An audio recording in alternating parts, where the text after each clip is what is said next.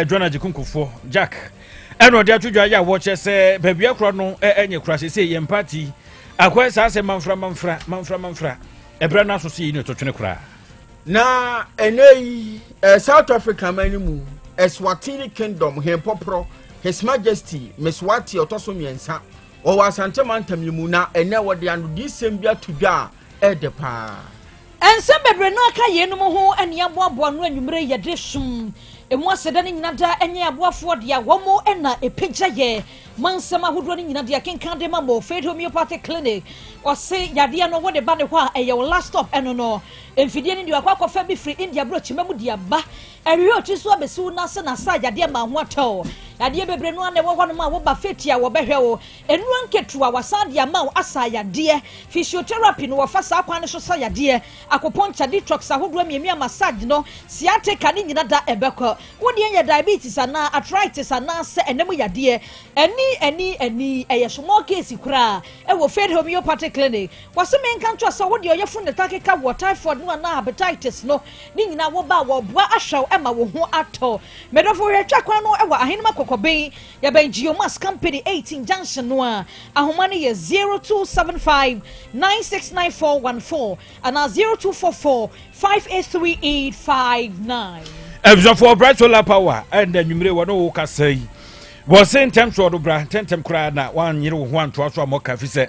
empempinu ya na de ba ko Ghana fo ta kompreni ene se enka ne abo akosoro ena be hu adufon papa ba ko se me to kan an board in ma se dum no bright solar se papa wada roma brana ka che na fi wonye solar adwumadie no bi famon awia ba no no wo se solar panels awro obi a woto ne hybrid inverters awro gel batteries no lithium batteries ni nyina ta ko e wona ka che ya okura wonsabetumi aka bi papa solar cable so ne CCTV cameras awro ono akura benya insulation na wayo no nyina adiamon abadwumafo e muntie haye na de kro no se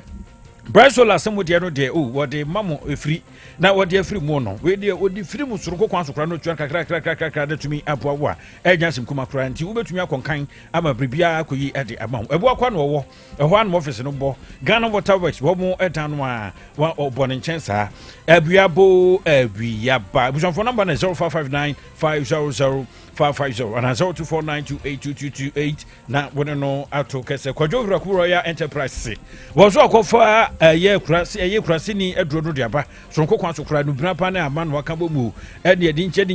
no achichi sonko kwan so kura ya de bia tin paduadum te se sisim yawo na wo kompa so na wo grogro sa ba sa na hadwen 3.6 fata so no wa mo be atwa so transa me ba choje no 1% paduadum enkwa mo ewo mu no gina na kwaban so de a wadabro ma eyo kurase ni maduro no a menstruation ne bi enko yo ba fiji no afi koko pressure infection ni sciatica no ni nyina da Kwadwo Brako edwo de sedu aba monten so me pa cho benya bia to promise ba we pa FM hono a afi posa kebal epidan kebal sanso edna misty herbal womnya wombrum Sack Pharmacy woronso patas block house of hono an wo she number 0244 470067 na wonne Kwadwo Brako atokese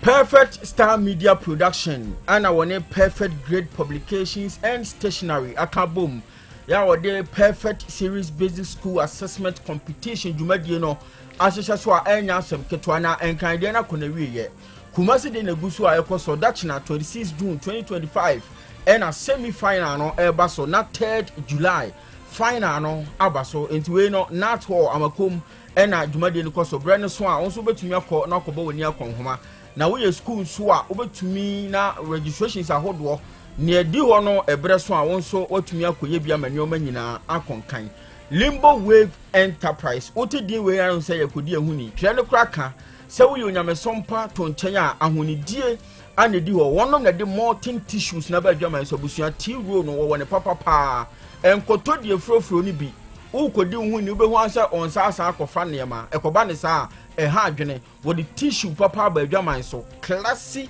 kitchen towels ahodo nyina eye Limbo Wave aso eye ena obenya bi na da kodi hu ni ama ne o manyina konkan na wose wholesale wo ye retail wa bia nso apene makoma nyina betumi abefa bi na ne o manyina konkan maburu bia wo pa adwuma ye Limbo Wave se bra na no meto kese obema adwuma ni bia ye na ne o makonkan crofrom woni shinola no eben ewo IBMNJ fra homa ina ni mpanyifo nto kese 0550 115-013 and 0595-850-042. Enyume na ebu so ya sene na enyume nsama hodo ni nyina da ya kenkan ede amamuo samfo ofadon entwi bosia ko labo ya yesommo no ya miensa mema mienu ena oba so no ba komedi mame ajuwa nyanta tando meni Asunaba ohene kwabna boate na nyume menua abrewaba kofichumasi afeka sie no emu ensem eni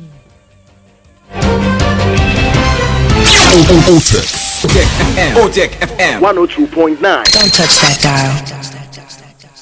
Yes, and some was here now. Yes, here at the free and some will be a course so a war on my crown gan the moo. Now, what and can up winning one no and Niama Bebrenua de see ya ever. Chief Justice Sisi about way by ya, yes, I want to chain. Na and some will be uncrophobia akadia to the swanty yashan in some moo. Say ne ho efa say asam no de ade ato ne so nyina no anya no kura de anese wanya ne tira didim anya sa de suspension na chie no enya de get through to konu obeba besum say chief justice biemu na sesia no ya pampanfo bi asemi ba yi womo guswa wa asetina mu ne ya ne ato nsa de afra no na petitioners a wom de omo nsam ba ye ensam wawomu a wasi atototo maami ya no ne akwa bisa no na no disam ene no Africa na fo ene wode ato nsɛmtrɔfo ani mo sɛ Ghana fo nsɛmtrɔfo momfa nsɛm ni nyina nkɔ na monka no obi antibi na de maame gatu de sabatu konu saki de okanie wase Ghana mamara no ansa de bebo obi kura di nsa womra me chief justice no na sɛ wonia no de wafemu pa o woni mumra entu oyo obi a woni mumra pa nsakura no afefemu ababa beduru ho enti yakwaba senkrofo bi keka kansamba kumienu bia evidence kura besi no mo hyase so mo ka asemi sankrofo ntumi mfa asemu bia mu odu bi evidence bi antia ne se ya asemi emu nyina so ankasa eni anase nie enti sade no fransem trofo a won kana asemu na krofo bebrenu aka se na nke adwen so aba ya kura wo ba resign no ene enya amaso enya dia wo ba resign ne wo kyena so ka ho na ne woye nyina enye nnenti na woye saa daachi ankwamma esebi ayetwa eba na temu adwuma no a ede ato ho wo man yimuo no eno nti na woye na adwene se nyade asemi ba ye besi ne no wo ba resign ne wo kyena kura ba nyade a wo beko ne nsam eni. Let me assure everybody that I am not seeking to claim to a title or a position. However, as a lawyer of 38 years standing, a judge of 21 years standing, and Chief Justice who has served the rule of law all my working life. Again, resigning or retiring while Article 146 proceedings are being conducted to remove a judge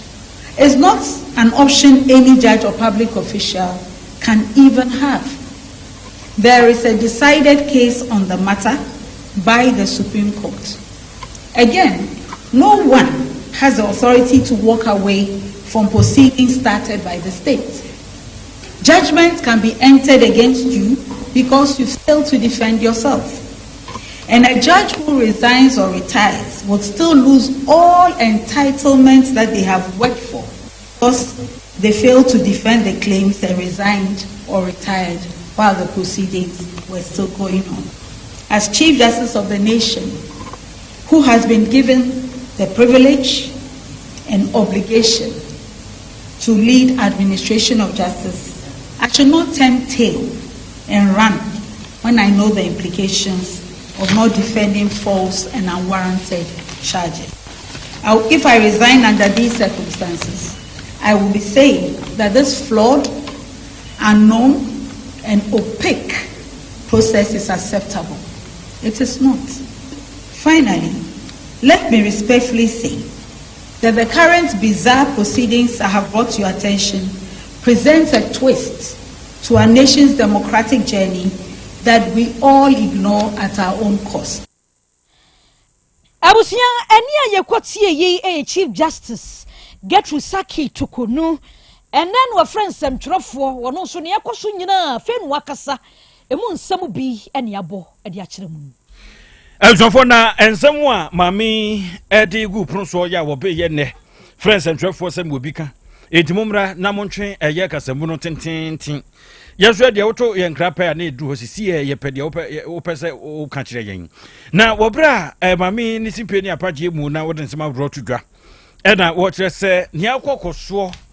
say edin nipa na afenso eni de se fata we o se etima amamre bo mamu ni nchama ya hwese ebegina so ama tentene ne ya adwuma no so eni empelifo bi bo mu abuso papa amfasa ebra no anya adwuma se ne se na efata no chese ni nyina no yade a ehadwen ya eno emu ase tiasma Ghana enkiye ku enimu atentene ni mu no na obi nso yi bonka date kura entumi enkoyi kura na chese hyehe yi nyina wo mu yo ye free ebra wo mu hyase peso mu yi no edni free ho besi nei de wo mu yo ebi etofo mu bia no wo manfa ni de amfa mamamra ya edi edwuma ne beka ya mpanifo dodo bi wo no mu tropeti hen no tintintin chese ba mi kura wo so wo kura dum ni ade na se dwumadi kura oba bi ni ye no wamfa no man hyehe awro bi amfa nwu akwamu yi ye ne ohwa tekre no kura dum chese 146 eye 6 no eda wo mu chese no so wamfa anya adwuma se ne se ne fatanti banum kuo na wo mu pawye se wo mu hwemu mapamfa mami ehun jo se banum kuo ya ye pawye nyina no emfa mrem chese wo mu akwati kwan ekwan nie na mpanifu na mrem na yentie se de esa ba ketut eye tokunu what the truth. Ladies and gentlemen, it is this total absence of compliance with all known rules of fair hearing that has caused my lawyers to file applications for judicial review in the High Court to declare all the proceedings void. Because the clear danger is that through this flagrant violation of CI 47 and the darkness of the current proceedings being held in camera behind the walls of a Lodge, my lawyers and I can come to the end of the proceedings. The evidence will show that every one of those allegations in the petitions that were given to me on 27th March is unfounded and untrue. And yet, the committee can dig up some allegations from whatever documents they claim to be having from the president, which they have not shown to me, and purport to enter a recommendation for my removal on that basis. Allow me to say that this is totally unknown in the rule of law in this country. If it was lawful, I would have no reason to alert the nation of the dangers they represent. It is the violations of law that have forced me to bring these matters out in the light of day. Elson anipa yete nkan mame Gertrude esaba tokunu ene yete saudi twemu ene semtrefo nhyiamudie wo frefre ye no sommbra beti na mobi kapa etidie timinti adwa ekinkyene twane se manfo bi akwatimra ewo ne yi a yeyi ne dia na se na firi dwuma so no erunti na no wa yiri twan se chingam tempo anu de ne atianwam enti Chief Justice Gertrude Tokonu ne nsemo na yeto aso na mami wo jesi mpeni apade ne nsema hodo to dwawie ye no ena kasamafo edema aban Felix Kwache Ofusu wono so eton sa friends entwerefo se entwerefo momra mami na kasa wi a yenso e obi ka na asema wo be ka ne se mami ekire se ekwane a empanyin fa aso na ye hwane na asa konwa no etietia oman ne mra so amfa ne kwan ase wono mpese omofa kwan bi aso etietia ne fa ahodie so eno na aka hu bi na panyin kire se sansem a maame ne kan ni nyina obowa wo mu ntietia ne fa ahodie so kwan bi aso na mmom enhyehyeye da honom no eno anu mo fa so a wo mo edi ehwane na asa konwa enye yaban na aba kwan so na ye fada bi eyemra amamre ne nhyehyeye da ho no eno aso ena wonom na ma wode tu sa na mo yi. As yet has been able to ascribe any known verifiable constitutional breach to the president in the way that he has handled this particular matter. From the very first steps in this matter, the president has kept fidelity to the constitution and has respected the spirit and letter of the constitution. Everything he has done has been by the book. That is why all those who have commented on the matter, including her ladyship, the Chief Justice, have been unable to point to any specific provision under Article 146 that the president has been in breach of. In terms of confidentiality, the president has acted strictly in accordance with the Constitution. At no point in time has the presidency put out anything in any way, shape, or form that remotely resembles any of the contents of the petition. And the only communication that has gone out on this matter have been about the steps that the president has taken in accordance with the 1992 Constitution, Article 146 to be precise. Her Ladyship, the Chief Justice, all but insinuated that there was some political agenda at play to oust her, and that this whole process is the result of sin. Let me place on record, without fear of contradiction, and let me be clear that no such political agenda exists.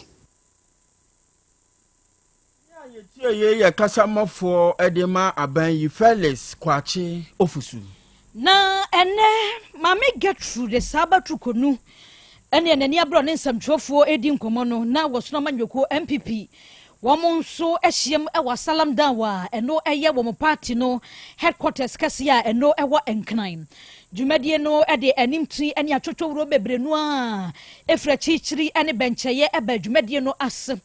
Mampanyida da John Ajekumkofo wo baby can Speaker of Parliament Professor Aaron Makokwe wo baby sanso and Dr. Alhaji Mahmoud Bawumia former Chief Justice Akosia Fremo Pare any painful bebre minority leader Fenyomu nyina wo mo by Justin Koduanom na botaye nti a wo mo ekohia ye wo mo headquarters nonom eye Patriotic Institute a wonom apao we eye suku bi a MPP no o ede aba se baba beboa atete MPP emma no mahu party no die nti a party ni wo ho party ni kura ne ejina ho maden communicators se wo mobile radio ni TV so ade na wasamoka ene eniyama bi a wose a free party mokọ no senkra na mobeka no ema na ye yie no mo che sentete ye bia we ya wo mo ade abai enkoye senkran kwa na bewo wo me make sure se mantema hodo ni nyina wo me bie bi e wo ho ma MPP amanyoko no party ni ma aba ho aba besua de na wo mo ye bribi a wo mo nsa party ni hihye ye nie wo bia amfom kwan enkogina baabi nkoye niyama bi a ene wo mo party no embra ya wo ma bi ye hu suku yi ebebabura na panyina wo no ene chorochoro ema wonom eye Justin Kodua wabra wakasa no ensemo bia wode to yanim enihi. The party will rely on the pool of experts as facilitators, lecturers, and researchers. And this pool will be drawn from our former MPs, ministers, deputy ministers, past executives from national to police station levels, elders, patrons, former government appointees from the academia and party profiles from various professional and international organizations, non-governmental and civil society organizations. Participation in the mandatory foundation program will be a prerequisite for all elected and appointed executives at national, regional, constituency and polling station levels. It will also be compulsory for all presidential, parliamentary aspirants and candidates, national, regional and constituency party officers, party communicators will all be part of the school. Abusia eni ayekotie yi eye panyina wono ene trotro ema osono amanyoko no Justin Kodua. Eljonfo na dwumadie kro do ase na mampani dada John Ajekumkofo amapa aba wepiase bie na panimfo ni bufia se bibru nkoda woni nsemfo enjene wobra wachi simpedi apa na wono de obotufo eno se me mama me bedie ni ami party MPP kokrodo your beautiful is true na wopani asemode atudwa ya wo chese nansen manfra yo bia no yadoso se asomeso bentin wono kra de wo de party no kra de wo ka ho kra we mufo na wo de party ni wo dia ni akeka kan bi okura no tumi ka so we kura de we muzimini e no bowra so de bi ko campaign ni asofo ko hia edi we kura de nya de a osefata se ose to abama no na obetu franka na wo brand pipi fo ani abresa krodo mu a ya wo no ekro se na me ya to mu a afimpinu na dunu nwotwe wo betumi afa nkunimdie abotire no de abo won mu etire na bibia akọ fan e de ama wo mo no ena sadia ama no homre so papa na wo chese de ntitimu papa mu pa di mu odin na eba party mu eba san pipa ma yekuru na tete apansam se kontibi na ya agonde no hwagim na eviti samsa ko ne ma na banachi asa ngunafo wo mo bo dance na wo mo sa no bozo bi ko ne nim kakra no banachi sa wo mo sa no mamre no wo yo no na wo tro so de twudwa ya wo chese party no wo se mpempi ye ma eya konno moma party ni nya konno na ko dwa so a enya tofo ejumi nkoba se de biara da ya de bechen na obi ka na so masi we ye pepeni na we ya santini wo se party no se se bi obru se be nya do tani ba na be di party no ani mu abetu franka na ede nkoso be party no dia se bi wo no wo se de ma no sa santini ba enso na betumi aboa ma party no anya nkoso a wono so na wo se eto edema no enye se bia obi o ya ngonani wo ye frafrani wo ye tengombo oyi bongani je be kan sam no bebri bu a ho ahia mutimi didi kura ma ho ebi so wa dia akoka se we ye oba ye mfama no be ma na se fata tabi ni nyina no party no ayi na kwakura na o se kama minka bia ye didi djuma de biara da ya tia tumu so man ya ye tira kunwa so o mamu no edi kwanse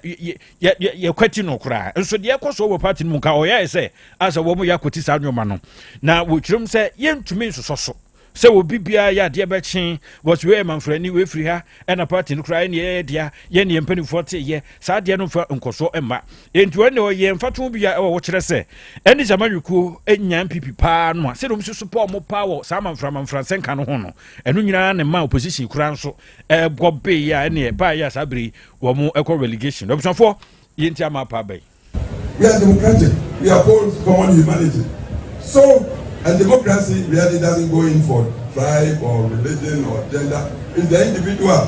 One man, one vote. And if we want power, we want to present a person who would be convincing to the generality of the electorate. Can this man we are presenting help solve problems for the community at large? So the benefit spreads across the board for all. We look at that this way, if we tell the truth to ourselves, we may see that the way we've been brushed by our opponents from way back. Oh, you are a tribal party. Oh, these days you are including even religion. You do that, and it comes from our mouths. Then I tell you, we are perpetuating.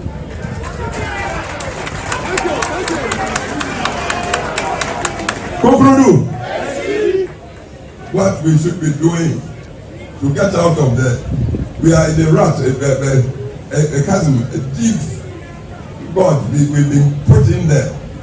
If we do not change our minds and do not think critically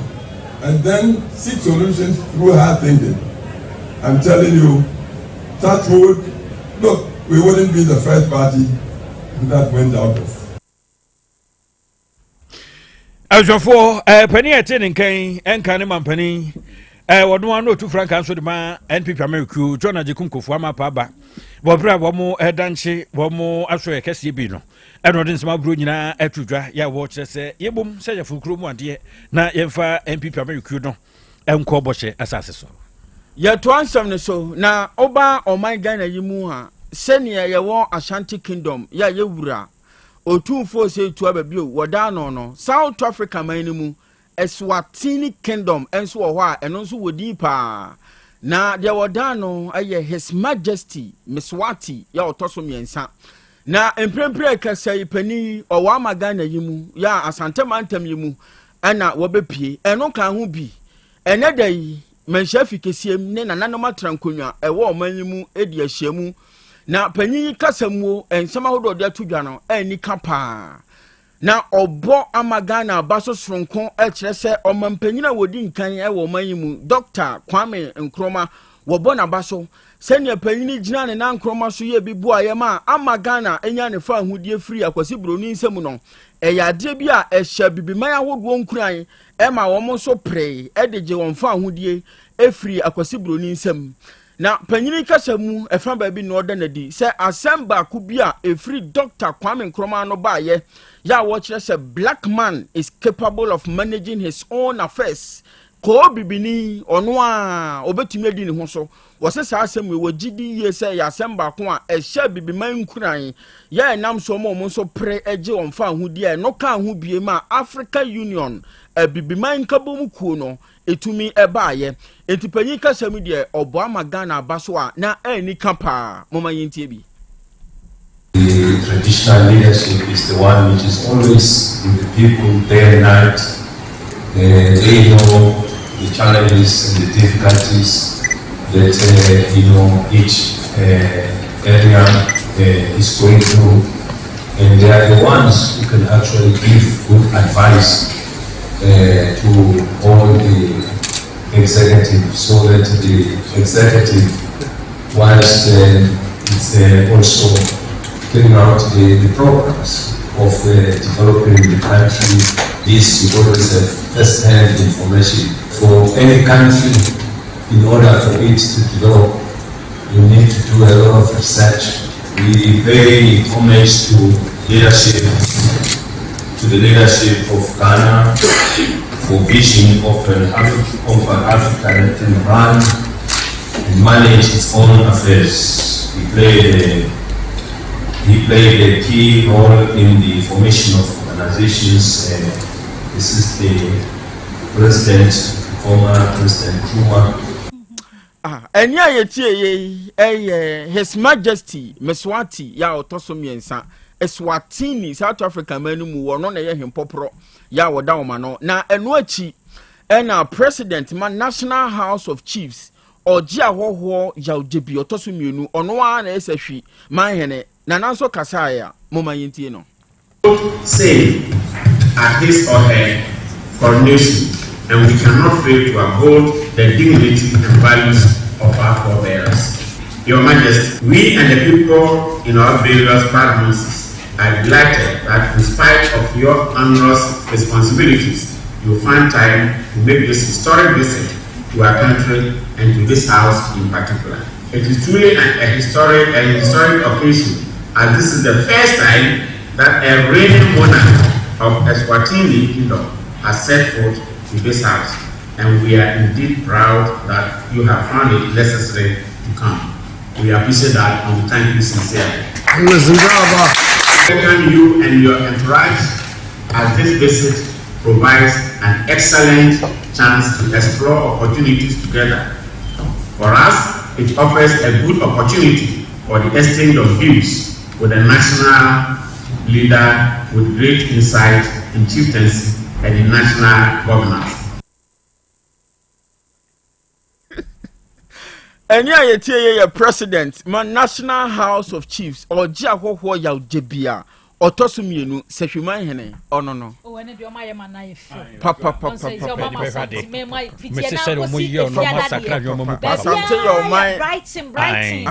yo man amamra ni amane no efe wo ma kire nuado ai adwa nuado no amana efe papa na yɛnto aso na yɛmwura mu ɛwɔ nwomahwie mu soafo a no ɛna ɛhwɛ nwomahwie ho nsam so ɛyɛ honorable Harina Idrusu sabre wakasa ɛde atu edwase ɛnkyɛ ɛne budget reading ne ɛbɛkɔ so ɛwɔ mrahye fie adeɛ ba kwa opesa cheche fa wɔte fie a yɛmposi wɔnom ɛhyɛ ne nso sɛ wɔn aya arrangement atotom nyame nyinaa wie ya wɔn hwɛ anim sɛ budget reading ne bɛkɔ so finance ministry ne so ɛbɛ de wɔn nkrataa ne bɛba ne wɔn pen ne sisi so na sɛ wɔsi me wɔn no wɔn senem no asɛm wɔn ka nyinaa ne sɛ wɔn ayɛ ready sɛ ne manim ya 50,000 na sɛ wɔn pa wɔn bɛfa dɔm ankasa teachers a wɔn awie Ghana ha wɔn te fie a yɛmposti wɔn ha ne nyinaa aban na yɛ nhyehyɛyɛ sɛ saafoɔ ne nyinaa yɛbɛposti wɔn ɛmɔnom ahyɛ wɔn adwuma se ɛnsɛm bi ɔde tu dwa ɛni. As soon as the Minister for Finance issues financial clearance, we intend to recruit as many as 50,000 teachers, which was provided for in the 2025 budget statement of the Honorable Minister for Finance. So, Mr. Speaker, there is no such thing occurred at the GES or the ministry headquarters. I mean, those category of the petitioners we are dealing with, I know that they got clearance in May. They were supposed to assume office in August. They assumed office in September. It's my prayer that we don't get to the 1 year mark before they have their IDs and are paid. And that we will do. I give them the assurance. Ania yati ye yaswafo a wono na hwe nwumasua ho nsam so honorable Haruna Idrusu. Elsofo na dwumadie bi baso nyame adomo ankyena Ghana Chamber of Commerce wonom edwumaso ba ye bebo amadwumakuo na se dwumadie ya yedie ne dwumadie a wudie bi a we businessman ya tie na hye no so nyame adomo a business forum ebeba so kyena wonom edi sa dwumadie e wasantemantam ya exhibition ahorodo ena wo ade bi a ya ware no soronko kwan so betumi abedan di ama de hye nyina wonom aba behuru bi kura nso betumi amokwanya awro no am na wo branko moboko so pani a wode ehun senkan to form no operations and protocol mo head no edema chimba no wura Frederick edu amwako ena wode to take from wanimu ese nyame adomo a toto brodi akwankoma ene edwumakua awro wonom eba womu ya womu eye woman yankasa edwumakua awro wonom so eba betachira madwumadie no adanso papa na wenu ebeboa na ama edwumanwuma awro no a ene bi kura bokoko mpinhyada enyina na nkroma so de atekon ya gonde no agim ni nyina beja ne nan enkroma so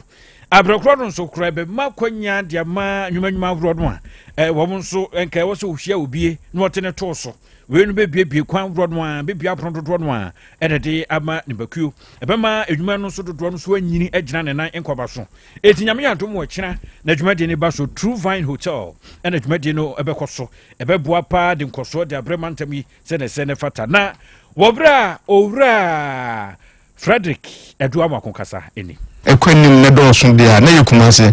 nti de ne kyerɛ ha sɛ beba na ye ne adwadifo ne nyumaku ne wɔ ha no so edi nsawoso na ye de podcast me fe no forum na ya kyerɛkyerɛ ya kyerɛkyerɛ ama kwan ya wadwuma no befa so na etompon de to so bi ne bɛsen ya exhibition ɛso obi wa de bi a ɔtɔn no pɛso dan ne di na obi hu na bi a so hwehwɛ bi mpo na wan tutumrika nkopie China mu a ne ma no so bi wɔ krom ha ɛnti no de nti a yaba krom ha kumase ha ne sɛ yeba be ye business forum na ya kyerɛkyerɛ okwe wadwuma no befa so etompon na ya san ye exhibition so e de nema ye ne services nya so akyerɛ obi hwehwɛ bi a won tutumrika nkɔ baabi a na ebi bɛn no e wa ha ya tenante se no Adesia pani attending kan bono eno head of operations and protocol Edema Chamber of Commerce owura Frederick edu amwako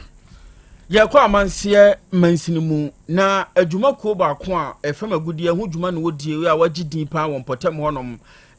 Asanko Gold Mine na empani a eda adwumako ya no wo mabodwa data wa amansie kropon mu manso data no manso nkwanta na dwumadie na se na wakyerɛ sɛ amansie afɔ masase so no mudidie entomu ntumi nidi enya mosa kwan ne so da bia da enti mprempren wo ma yɛ nhyehyɛ bi enfienum anode so nani so a wo bɛyɛ nneɔma hodo aboa ama amansie afa ne ntoma pa edi afira na wo kyerɛ sɛ wo fira ase wo nwoma sua so ɛyɛ hɔ to aso akwapomoden diem hwɛ sɛ akwan ne nneɔma hodo nyina bɛkɔnkan ne nipa asetenam nneɔma nyina tumpɔn ɛwɔ amansie south ne north nyina na panyina wono na general manager Emma Asanko Gold Mine Owura Ahmed Mahadini Yaya dwumadie na se okasai mama yintie no ase mabru no omuhia se omuhia ntete wo mu owo so mbe no nti eno ye one of the high points wie so a ya ba scholarship e won kofo bebre wa no a kwa ne bi ni made nenso omo na edufo beboa wo nti ya so fine wo se no so ka program wo kere nyina so a e run to work communities Fabrice healthcare and it's a very key potable drinking water amu nim say galamse na ba no access enso ni nyina wa ha no so utumi hye samanfo nim say no say hwe nsu go benum a emfa yare emfa mrewo nti this are some areas I feel say ko nyina wonyina no wonyina ko bentum say ye boa wona ebitwa yi man putu aka obi a wa ha no Owura Ahmed Mahadini Yaya wono ye general manager ma Asanko Gold Ghana Limited na eno achi ana bayana musifo wo Amansia South ene Amansia West nyina wonom so ekasa ya moma yintie wonom. Lessen the burden of the government, because projects more in the communities no okay government has said there say oh yeah did the baba say government bet my 5 asanko no ye bia bema it me more projects in most of the communities, especially the catchment areas. Nti eno ne benefit government no ye benya film omu between and kwala government na also employ and kwala nso benya adwuma ye nti aban no ekombe dey adan ha e was happy that we da and aye ne je se mo de amaye se ye nkwala no mre bia ye fa adwuma no na akoye se nkrofo a omu firi baabi ne ye fa wo na ye nkwala no na akoye ntokwa nti ye na na mo tue de aya asampa ade ama nkuro e wo ha nyina nti ye da wo mase se sa anamontu omotu no ebetimi abaso na aboaye ye nkwala no so anya bibia ye tie na de ye ne je sempa de ne age papa se asanko nso adwene importem no na omo eboaye isan se ye nsa ase ene ba bia ebedidie nyina no na omo ye so adwuma no nti kobasa mrante no so nya bibi nyesa na da bia aye wa ha. We ya bayana musifo amansia south na fi amansia west onomonyamfo Benjamin Mafo na onomonyamfo Prince Manu Morris ene ete won kan awi ye gina we so na ensama hodro ni nyina da ye de asi e wa hasamfo of John entry bosia kolabo na be de akire na kwadwo apia enoba afia aboajewa ejasam Professor Jenny Boatin kokoto nukru ya na timfidi na chi chinchim ni mfuma ede ema ya sonfonum no ye miensa midi mami ajuwa nyanta tando bene